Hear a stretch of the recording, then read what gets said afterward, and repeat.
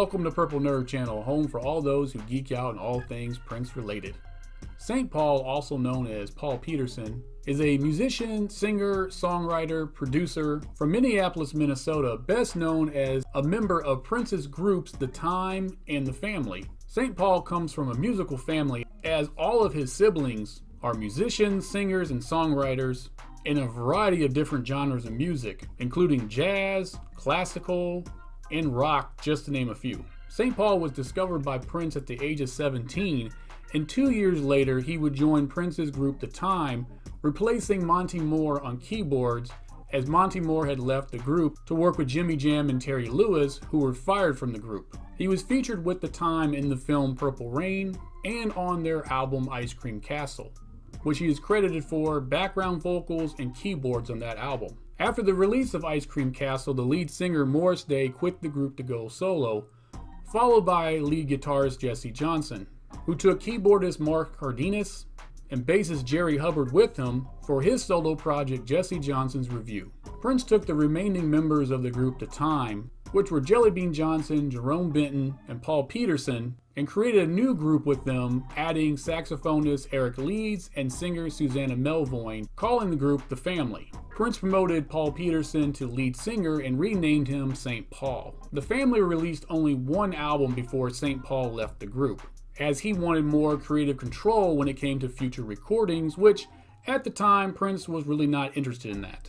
The first video I ever recorded for the Purple Family series was actually for The Family, and I will have a link to that video at the end of this video, as well as my video I did for The Time's Ice Cream Castle. St. Paul signed a solo deal with MCA Records, releasing his self-titled debut album in May of 1987. 2 singles were released from this project: Rich Man, which peaked at number 32 on the R&B charts, and Intimacy, which peaked at number 84 in the UK.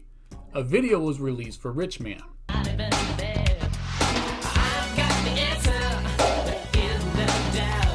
The album was written and produced by St. Paul with co-production from Ricky P, his brother. St. Paul plays keyboards, bass, and drums on all the songs. So let's go ahead and jump into this one. We open up with the song Rich Man.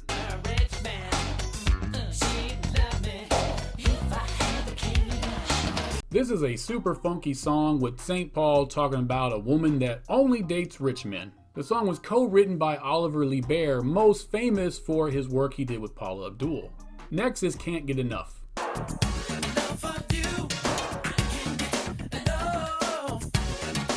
Vocally, this song is performed as a ballad, but the overabundance of percussion and effects gives it kind of like a dance vibe.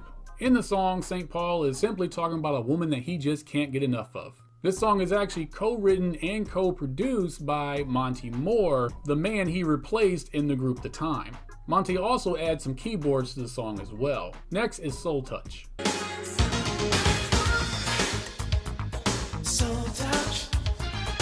This pop song gives me some like Kenny Loggins vibes, but that's not a bad thing as the dude had hits, especially on soundtracks. In the song, St. Paul talks about a woman that takes him someplace spiritually, as every time she touches him, it's like she's touching his soul. The song is co-written by Bunny Hill and features a really nice guitar solo by Dan Huff. Next is I Can't Believe We're Through.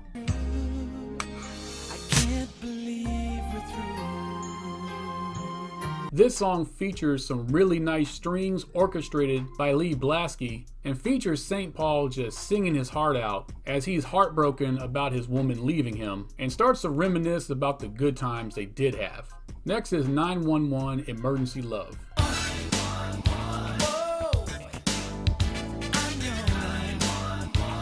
We get a little bit of a rock sound on this one, as well as some of that funk from the first song returning. In the song, St. Paul is letting a lady know that anytime, he doesn't care what time of day or night, if you want some loving from me, go ahead and hit me on my pager with 911 and I will stop whatever I'm doing and come right over. Which, talking about pagers and sending 911 messages really dates this song, but the nostalgia to it makes it kind of fun. Next is Sensation.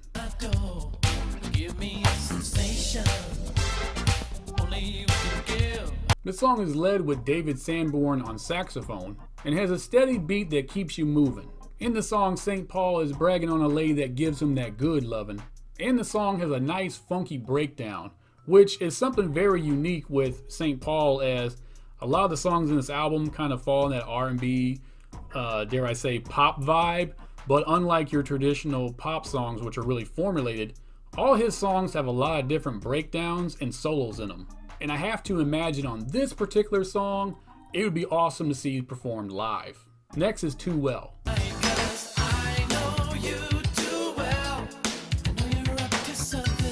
This upbeat, soulful R&B track has St. Paul questioning his ex, who apparently is starting to kind of like reach out to him again, and for whatever reason is being super nice to him, but he knows her way better than that and knows that she's probably scheming on something. And if you own this album on vinyl or cassette tape, then Intimacy would be your last song.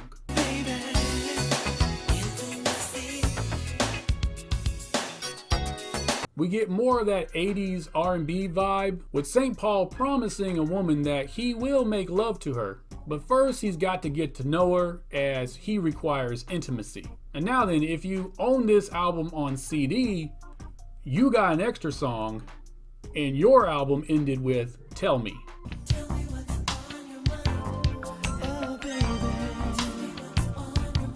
This is by fact the best song on this album, and unfortunately, like I said before, it was only available on the CD version. The groove is smooth, and St. Paul's falsetto and range is fantastical. This is a perfect 80s R&B jam right here. The song was co-written and co-produced by Monty Moore, and in standard R&B subject matter, St. Paul is asking a lady, "What would you like me to do to you sexually?" This album was a first listen for me, and I was absolutely shocked to find out that this album did not chart. I mean, it was released in 1987. Prince released Sign of the Times in 1987. You would think they'd be able to market that and kind of piggyback off of it, you know, advertising him as a former Prince artist.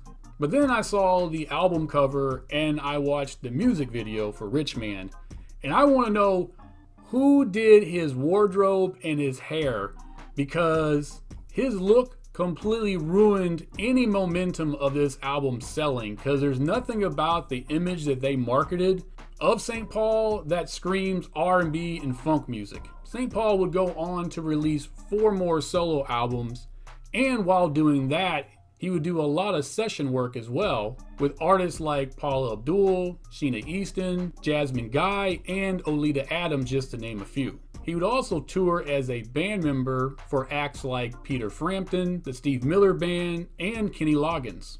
He was featured on the soundtrack of the hit 1990 film Teenage Mutant Ninja Turtles. In 2011, he reunited with members of the family, and they've released 4 albums under the name F Deluxe. He also recorded with other Prince alumni like Andre Simone with their album The Mighty Soulmates, released in 2021, and Eric Leeds with their album No Words, released in 2017. Currently, you can watch St. Paul doing live funk jams on all of his social media platforms, or you can catch him touring with the Minneapolis Funk All-Stars, a band led by St. Paul that features a rotating lineup of some of Minneapolis' most legendary musicians, most of which are former Prince band members. Thank you for joining me on this episode. Please like and share this video, and as always, please subscribe to the channel. And if you got a moment, go ahead and check out my Patreon page. Information about that will be in the description down below. I will see you on the next episode, where I talk about another unreleased Prince project. And until that episode, I wish you heaven.